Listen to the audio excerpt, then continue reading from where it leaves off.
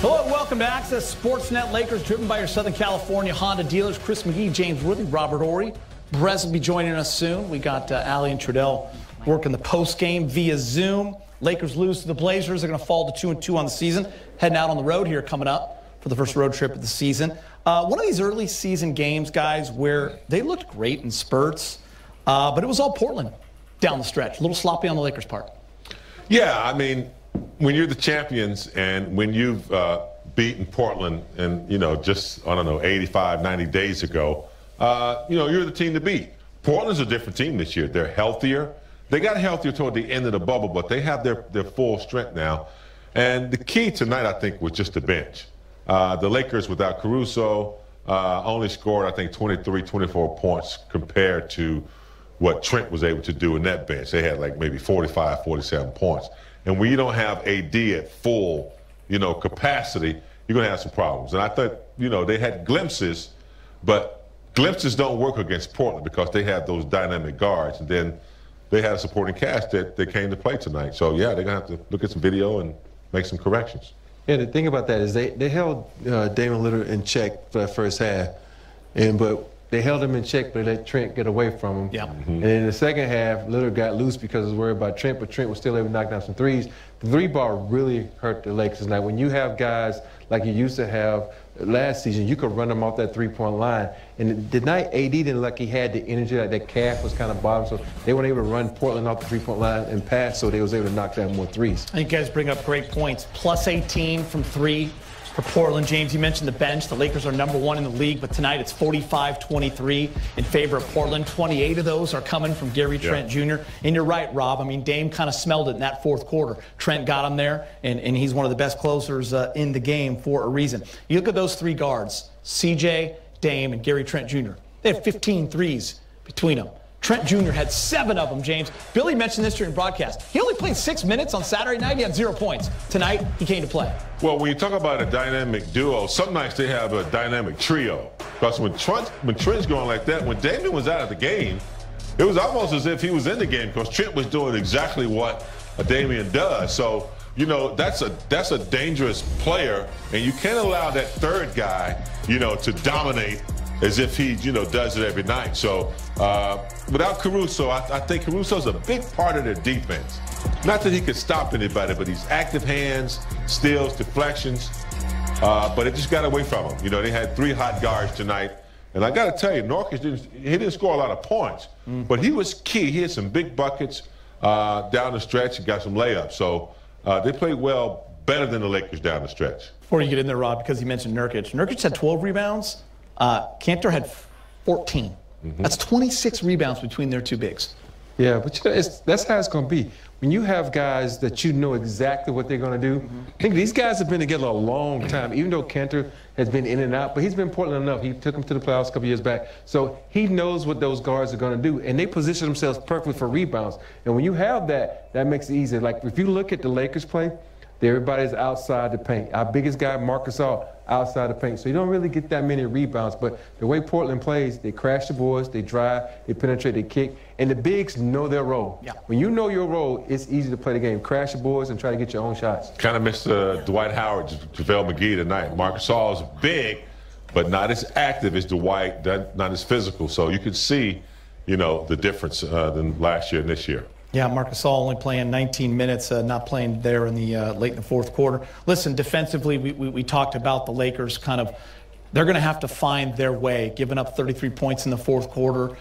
They're still trying to figure out their coverages, different combinations. But it starts with the turnovers, too, on the offensive end, James. Some sloppy play, Lakers getting beat in transition. Tonight, 15 turnovers for 18 points for Portland. Yeah, can't allow that to happen with a quick team that gets up and down. I thought Hood played a great game, but the Lakers got to take better care of the basketball. When you're playing against active hands like these guys, they're not big, but they do a good job of collapsing when you drive, deflections, and then they're out doing this. So, yeah, you got to take care of the basketball. Can't turn it over, can't make marginal passes that you think are there, and then before you know it, they're intercepting and going down for buckets. One of the keys I thought in the first half was, they shot 11 free throws in that first half.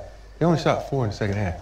And if you'd have told me that, I was like, okay, the Lakers played well because they played better defense.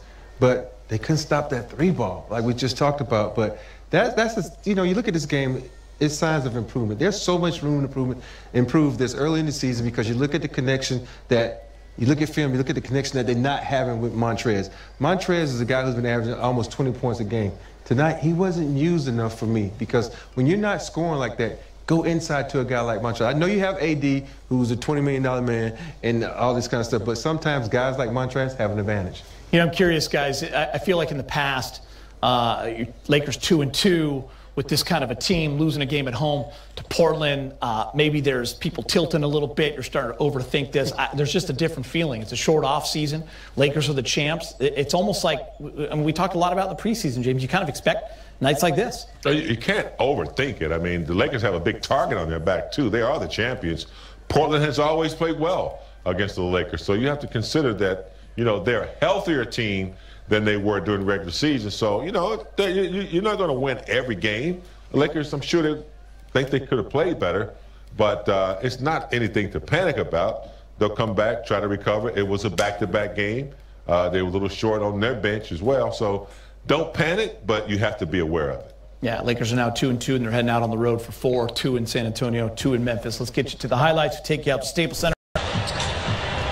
Now, Lakers get off to a nice lead, but they let it get away. 58-54 Portland. Time now to check in with the Access Sportsnet studio. It's the Jack in the Box halftime report. All right, thank you, Billy and Stu. Big offensive quarter, James and Rob, for Portland. Very. Especially in that second quarter, you know, they came out with 36 points compared to the first quarter when they only had 22. But, you know, there's a way to stop them. You can see it that they had to pressure them up, and Dame's getting rid of the rock. Yeah, we knew that dynamic duo would come to town. They're the two guys that are, you know, doing the job. Lakers had a fast start, but AD having a tough time getting going after missing a game, and that's what's missing offensively. But defensively, they got to correct some things in the third quarter, try to slow Tucker, Covington, slow some of the other guys down. Jack in the Box halftime report starts right after this. Hello again, alongside James Worthy and Robert Ory. I'm Chris McGee. This is the Jack in the Box halftime report. Let's get you out to Staples Center for the first half highlights. LeBron James looking to lead the Lakers against the Trailblazers for the third win of the season. First quarter, James with a steal, and LeBron was off to an early hot start. Lakers 14-5, building a lead here, James. It's KCP hot early. He had 3 threes in the first quarter. Yeah, they were able to get a fast start, especially at the defensive end, capitalize, and then Pope hit him from both sides of the corner, but then Portland making a run back. Yeah, Gary Trent Jr. was on fire. Here's Kyle Kuzma to get the Lakers to 30-22 after 1. Trent Jr. again, another 3. Trailblazers now 39-35. Later on in the quarter, Rob, here's Schroeder with a nice pass to LeBron for the lay-in. The thing about Schroeder, he dives to the hole quickly, so you got to pay attention. He lays that little layup for LeBron there for 2. A little high pick and roll. Schroeder AD. Schroeder goes to the rack himself, gets another bucket, and that's where we stand at the half. Downtown Staples Center. Portland leads 58-54. They win the quarter 36-24. LeBron James leading the way offensively for the Lakers with 14 points on 6 of 9 from the field and 5 rebounds. More to come on the Jack in the Box halftime report. LeBron dropped a dozen points in the first quarter. Things looked great early, but the Lakers trail the Blazers by 4 at the break. As we mentioned, LeBron James off to a hot start, 14 points. That's the 999th straight game. 999, James, in a row that he's had 10 or more points. The last time he scored less than 10 was his 4th season, 2007. So he tied KG last night. Tonight, that puts him at 4th all-time, 1,261 games with 10 or more points. Of course, the captain at 1,509. Yeah, you think about it, somebody that great, they should score, you know, at least 10 points every night. But it's over a long time, it's hard to do. You know, sometimes you have a cold night, sometimes there's an injury, sometimes you just don't have it. But that's quite an accomplishment right there. I dipped into the below 10 a couple times. I wasn't happy about that. It happens sometimes. You know, you got guys as gunners, and then some nights you just don't. It's not clicking no matter what you do. Pretty impressive, by the way. That's very impressive. Yeah, that's just look at that crew he's with. It's very impressive. All right, guys. Gary Trent Jr. turned the game on a dime off the bench, 16 to lead all scores. Portland leads 58-54. Jack in the Box halftime report returns after. Jack in the Box, or get it delivered. And here are your game stats. Portland shooting 48%, leading 58-44 after that big second quarter, out-rebounding the Lakers 23-20, and the Lakers with 7 turnovers for 12 Portland points. What do you want to see, big game, James, here in the second half? Anthony Davis is only 2 points. Yeah, I'd like to see him get going. Also, if you're going to have the dynamic duo scoring, you can't let their bench outscore your bench. So our bench is pretty good. They got to pick it up. I want to see